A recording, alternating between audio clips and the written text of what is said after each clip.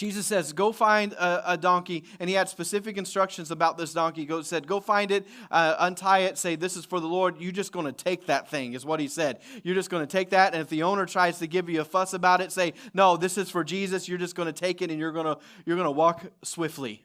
Okay, and so he has him take the donkey, and so this was why it was so important, because people of that day, even whether it was people of the Jewish culture, the Roman culture, people at that day had an understanding when a king would ride into town, he would ride in as a conquering hero.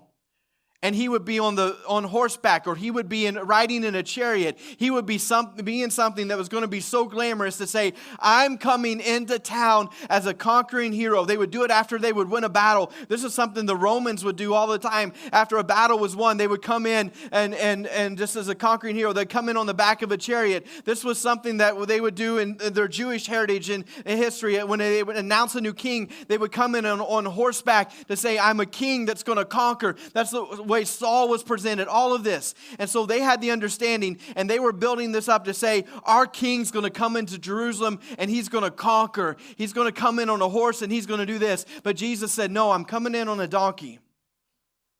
Why? Because I'm not coming as a king for battle and for war right now. I'm coming as a king in humility. A king to serve.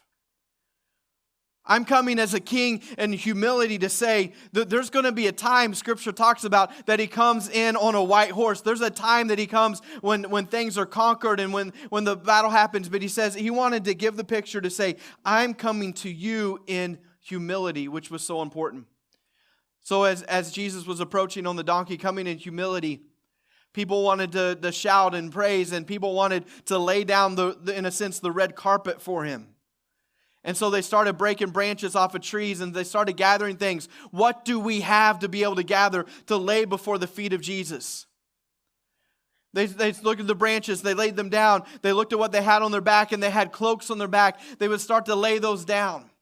You can read in 2 Kings chapter 9, the same thing happened for Jehu as he was announced and anointed as king. As he was walking down the steps, it says they laid their cloaks before Jehu. This is such an important part of the story that we skip over so much. Why? Let's think about it.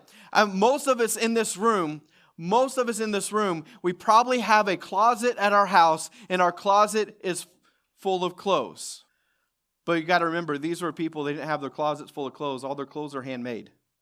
Most of the people around that, unless they were royalty or really, really rich, they're not going to have different cloaks that they're going to wear, different It's not like they're laying something down and say, oh, it's okay, I can go do laundry real quick. I got a freshman at home. I can get out those stains, none of that was happening. No, this is what they had. This is what they had on their back. This is their cloak. This was their coat. This is what they had. And they laid it at the feet of Jesus.